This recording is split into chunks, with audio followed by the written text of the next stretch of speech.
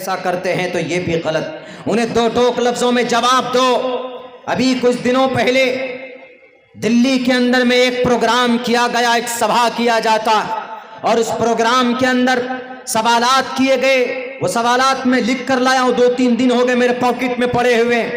उसमें से एक सवाल क्या है, एक एमपी साहब कह रहे हैं, एक एमपी साहब, एमपी मतलब मेंबर ऑफ पार्लियामेंट कह रहा है वहां मंच में जाकर, वो वर्मा जी कह रहा है कि इनको आपके लिए, कलिमा पढ़ने वालों के लिए ये बात कह रहे हैं कि देखो ये जहां जहां दिखाई दे, ये मतलब ये मुसलमान जहां जहां दिखाई दे, जहां जहां दिखाई दे, इनका दिमाग ठिकाने लगा दो और इनका संपूर्ण बहिष्कार करो, मतलब इसका इनकी मखालफत करो।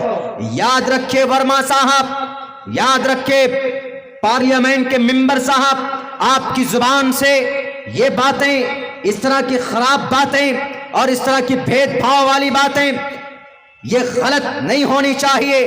भारत के संविधान के कई आर्टिकल को वायलेट करता है आपका ये भाषण, आपकी ये बातें। आप मेंबर ऑफ पार्लियामेंट में आपको संविधान की बात करनी चाहिए, आपको यहां इस देश की मानवता की बात करनी चाहिए, दुनिया की इंसानियत की बात करनी चाहिए, यहाँ के सिस्टम की बात करनी चाहिए। आप बोलते हो ये मुसलमान जहां जहां दिखाई दे, कहां कहां मुसलमान को आप कहां कहां बाइकाट करेंगे जनाब? आप उस वक्त आपकी तंजीम जिससे आप जुड़े हुए हैं उसका जन्म क्या, उसका कॉन्सेप्ट भी पैदा नहीं हुआ था, उस वक्त मुसलमान मौजूद था। आप किसका बाइकाट करना चाहते हैं? आप किसके खिलाफ बोलना चाहते? कहां कहां आप दिखाना चाहते? हम हर जगह नजर आएंगे, जहां देखोगे हम वहां नजर आएंगे। एमपी साहब, वर्मा साहब, आप शायद भूल चुके हो, आपका अब्बा मिनिस्टर थे और आप अपने अब्बा से पूछे, आपके अब्बा की डिग्री मुस्लिम अलीगढ़ यूनिवर्सिटी से ली गई थी, आपके अब्बा मुस्लिम अलीगढ़ यूनिवर्सिटी के प्रोडक्ट थे। पूछो आप अपने अब्बा से, वहां पर भी मुसलमान है। आप बोलते हैं कि ये जहां जहां दिखाई दे। 1906 भारत के अंदर एक बहुत बड़ी कंपनी, बहुत बड़ी दवाइयों की कंपनी आज पाई जाती है जिसका नाम हमदर्द है। आयुर्वेदिक दवाइयों की, यूनानी दवाइयों की सबसे बड़ी फैक्ट्री 1906 के अंदर रजिस्टर्ड हुई और आज भारत के अंदर तरक्की में बहुत बड़ा योगदान रहा। 1906 में नजर आएगा मुसलमान। 1930 में जनाब हिमालय कंपनी बनाने वाला कौन? हिमालय कंपनी दवाइयों की एक बहुत बड़ी कंपनी है हिमालय, वहां दवाइयां सप्लाई होती है और भी दूसरे प्रोडक्ट तैयार किए जाते हैं। 1930 के अंदर इस कंपनी को एक मुसलमान ने लॉन्च किया था। मुसलमान 1930 में नजर आएगा आपको एमपी साहब, और 1935 के अंदर भी मुसलमान नजर आएगा। भारत के अंदर सबसे आसान, सबसे कम कीमत में दवाई सप्लाई करने वाली आप कौन? सिप्ला कंपनी। बल्कि आज की तारीख में अभी कोविड-19 में भारत का नहीं, पूरी दुनिया के अंदर तीसरे नंबर पर सबसे बड़ा डोनेट अगर किसी ने कोविड-19 के अंदर किया है तो उस शख्स का नाम अजीम प्रेम जी, जो सिप्ला कंपनी के जो बल्कि गार्जियन है और ऑनर है। 1935 में यह कंपनी लॉन्च की गई। किन का बाइकाट करना चाहते आप किन की मखालफत करना चाहते? मुसलमानों की? क्या मुसलमान कमजोर है? क्या मुसलमान कुछ नहीं बोलते? तो इसका यह मतलब नहीं कि मुसलमान इस देश के अंदर भिखारी नहीं है। कम से कम 1000 से अधिक करोड़ का ताउन पेश करने वाला यह अजीम प्रेम जी है। विप्रो कंपनी को इसके बेटे को लॉन्च करके उन्होंने दिया, अजीम प्रेम जी साहब ने दिया। और भी तारीख पढ़ो, कहां देखोगे जहां जहां दिखाई दो, बोलते जहां जहां दिखाई दे वहां इनका बाइकाट करो। अगर आप देखोगे टेनिस की दुनिया में तो कलिमा पढ़ने वाला नजर आएगा। आप देखोगे बॉलीवुड की दुनिया में कलिमा पढ़ने वाला नजर आएगा। दुनियावी एतबार से अगर आप देखोगे बिजनेस के अंदर तो हमारे भारत के अंदर, तुम्हारे शहर लखनऊ के अंदर, उत्तर प्रदेश के अंदर सबसे बड़ा मॉल जिसके ऊपर अभी विवादित झगड़े भी चले, कौन सा? लुलु मॉल। कौन है उसका ऑनर? कौन है? एक कलमा पढ़ने वाला। कहां का? केरला का, जो दुबई के अंदर सेटल्ड है, दुबई की शहरियत उनको मिल चुकी है। कहां कहां देखोगे, कहां कहां से मुसलमानों का नाम निकालोगे? इन तमाम चीजों को एक तरफ करो, इंडिया गेट में 65,000 अगर किसी का नाम है तो मुस्लिम फ्रीडम फाइटर का नाम, वहां पर भी मुसलमान नजर आएगा। जनाब MP साहब, आपकी जुबान से ये बात अच्छी नहीं लगती है वर्मा साहब। मुसलमान जहां जहां दिखे, ये तो एक एग्जाम्पल है, सिंपल से एग्जाम्पल है। अभी 3-4 दिन पहले शायद जो लड़के मैच देखते हैं वो भी बताएंगे, ऑस्ट्रेलिया को किसने धूल चटाया? मोहम्मद शमी, वहां पर नजर आएगा। सन 2011 में वर्ल्ड कप, कलमा पढ़ने वाला नहीं होता, बॉलर कौन था? जहीर खान ना, आप लोग ज्यादा जानते हैं। सन 2011 में वर्ल्ड कप जिताने वाले में भी नजर आएगा कौन? ये मुसलमान नजर आएगा। Prohibition of discrimination on grounds of religion. Verma साहब, अगर आपको इस देश के अंदर तहजीब व कल्चर, मजहब व मिल्लत के ऊपर अगर आपको जानकारी नहीं हो तो आप इस आर्टिकल नंबर 15 को पढ़ लीजिएगा। Prohibition of discrimination on grounds of religion, caste, sex, place of birth, इलाके के एतबार से, धर्म के नाम पर किसी को हम बुरा भला नहीं कह सकते। वहां कहा गया बाज़ाब्ता, इनका सोशल बाइकाट करो जी। क्या बोलते? इनका बाइकाट, संपूर्ण सोशल नहीं, संपूर्ण बाइकाट करो संपूर्ण बाइकाट। हम सजा भुगत चुके हैं 3 साल तक। सुनिए वर्मा साहब, मैं इसलिए बोल रहा हूं, जवाब दे रहा हूं, चूंकि वो शायद भूल गए और जवाब देना जरूरी होता है। खामोश बैठे रहना ये बुज़दिली की अलामत है। गलत को सहना, जितना गलत करना गुनाह है उतना गलत को सहना भी गुनाह है। हम ये कानूनी दायरे में रहकर आपको जवाब देना चाहते हैं और देंगे आपको जवाब। मुझे परवाह नहीं है कि मेरे साथ क्या होगा। हक बोलने वालों को तो जेल में डाल दिया जाता है। लिस्ट तैयार किया गया, किसी के ऊपर 376 डालकर, रेप केस डालकर, और किसी के अंदर जनाब देशद्रोही का केस डालकर, डालो कितनों को डालोगे? तारीख रकम होगी। इस देश को अगर हमारे जेल जाने से अगर देश तरक्की करता है तो हम जैसे 100 नौजवान जेल के अंदर जाने के लिए तैयार। लेकिन आप जैसे लुटेरों की वजह से एक मखसूस कम्युनिटी को टारगेट करना, it's not good thing, it's a very bad thing, it's very dangerous for our nation, it's very harmful for our nation, for humanity. इंसानियत के लिए खतरा है, हमारे इस देश के लिए खतरा है। और सुनो, संपूर्ण बाइकाट करना चाहते हो। 3 साल तक हमारे नबी रहे थे, 3 साल। हमारे सोशल बाइकाट करने से अगर हमारा देश ऊपर जाता है, हमारे नोट के अंदर बढ़ोतरी होती, डॉलर कमजोर होता है, हमारी नोट और हमारी करेंसी मजबूत होती है, तो करो हमारा बाइकाट। हम तैयार हैं इस सजा को खेपने के लिए, बर्दाश्त करने के लिए। लेकिन पूरी दुनिया जानती, आप जैसे एक जिम्मेदार व्यक्ति की वजह से, आप जैसे मेंबर ऑफ पार्लियामेंट की वजह से, जो अपने बाप की मेहनत में, अपने अब्बा की विरासत में आपको कुर्सी इख्तिदार पर बिठाया गया है, वरना आपके अंदर कोई ऐसी स्किल्स नहीं है, आपके अंदर कोई ऐसी सलाहियत नहीं है जो कुर्सी इख्तिदार पर आपको बिठाया जाता।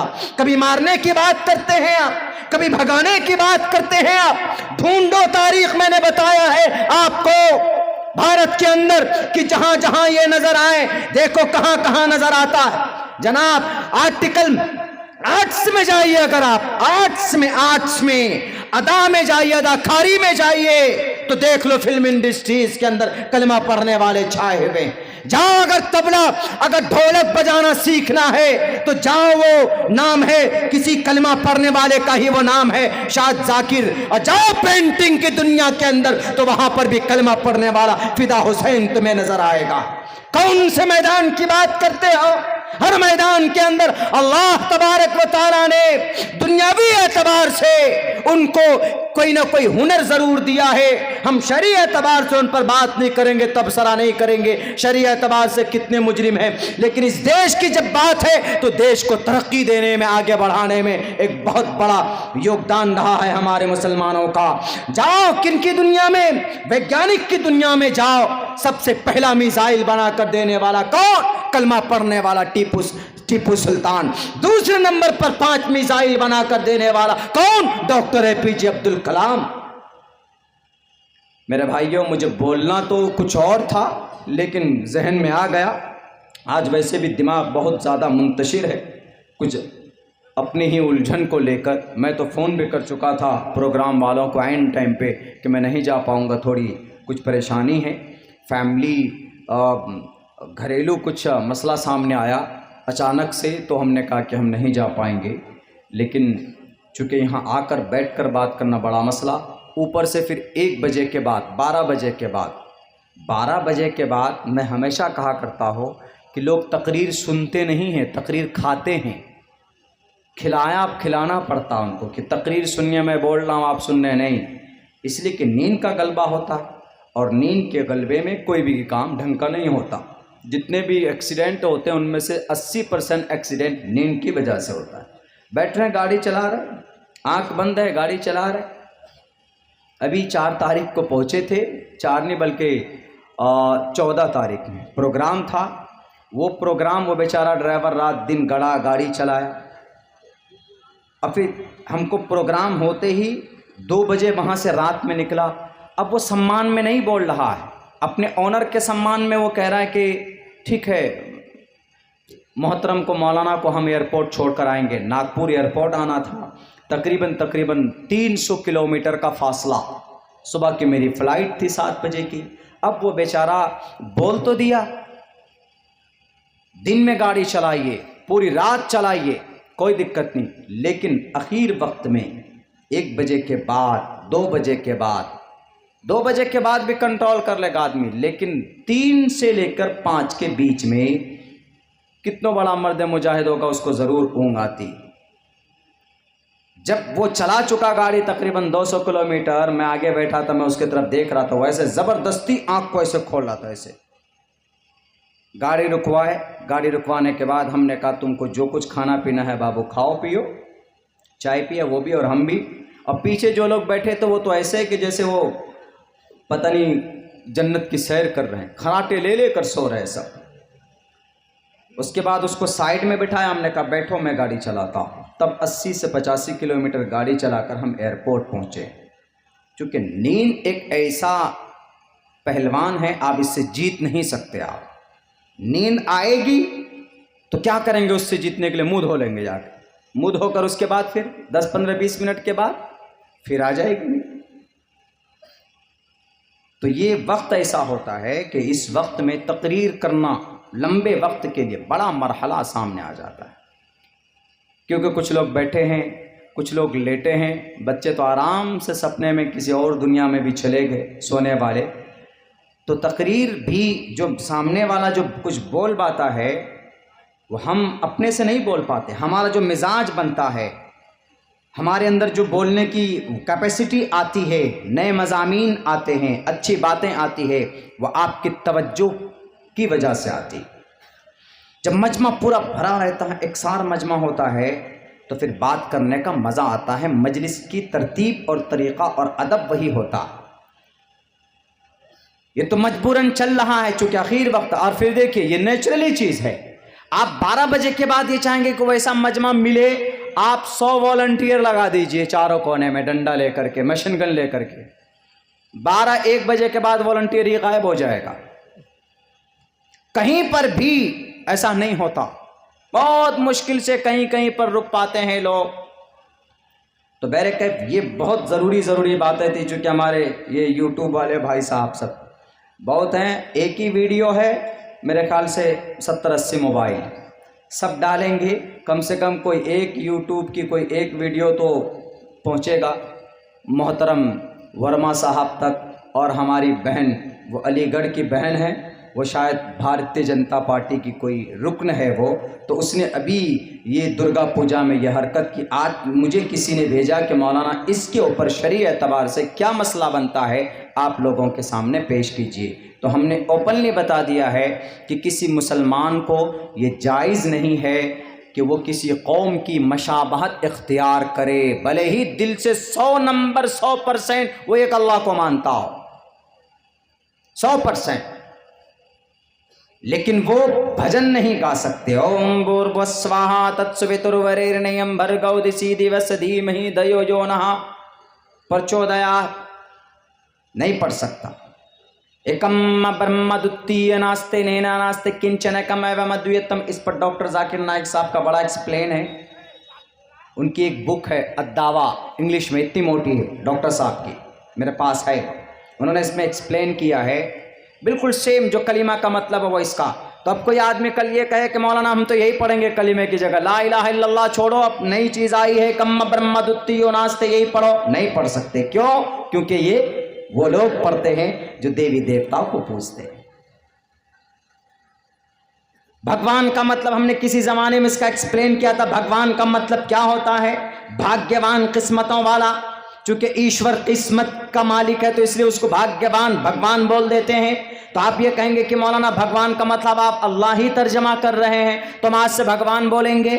नहीं बोल सकते। क्यों? भगवान वो बोलते हैं जिनका मुशरिकाना अकीदा है, जिनका 30 या 33 करोड़ देवी देवताओं का अकीदा है, वो बोलते हैं। इसलिए मना है इस्लाम में, इसलिए आप नहीं बोल सकते हैं। आप किसी मंदिर में जाकर टुन टुन टुन टुन करके घंटी बजा नहीं सकते। आप कहेंगे कि हम तो घंटी वैसे बजाएं दिखाने के लिए मौलाना, लोगों को जमा करने के लिए, वरना दिल में तो हमारे अंदर जो अहमियत है वो अजान की है, हम अजान को मानते हैं, अजान के कलीमा भी याद है। नहीं कर सकते। क्यों? क्योंकि घंटी वो बजाते हैं जो देवी देवताओं को, मूर्ति पूजा को जो एतकाद और बिलीव करते हैं वो करते हैं। इसलिए you are not able and you are not allowed, आपको परमिशन नहीं है अकॉर्डिंग टू द इस्लामिक शरीय, कुरान और अहादीस की रोशनी के अंदर। क्यों? ये अगयार लोग करते हैं। मेरे भाइयों, मेरे साथियों, वक्त भी बहुत हो चुका है, ज़हनी एतबार से बहुत परेशानी हो रही है। कोई और मुक़र्रिर हैं तो उसको बुलाइए। 2:30 बजे के बाद में बात करना थोड़ा बड़ा मसला हो जाता है। इसीलिए ये मुख्तसर सी बात आप लोगों के सामने हमने पेश की है। मेरे भाइयों, मेरे साथियों, अच्छा अक़ीदा रखें अपने मज़हब इस्लाम के बारे में और मजबूती के साथ अल्लाह से दुआ